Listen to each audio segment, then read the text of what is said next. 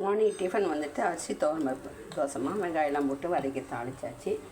தோசையும் சுட்டு வச்சுருக்கேன். ஒரு தோசையும் ரெடி ஆயிடுச்சு. அவ்வளோதாம்மா.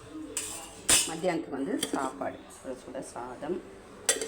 அதுக்கப்புறம் பருப்பில் உப்பு போட்டு பெருங்காயம் போட்டு தாளிக்கணுமா வேக வச்சாச்சு. அப்படியே நெய் போட்டாச்சு.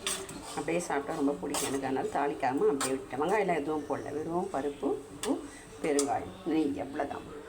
சுட சுட சாதம். அதுக்கப்புறம் ரசம், சூடான ரசம்.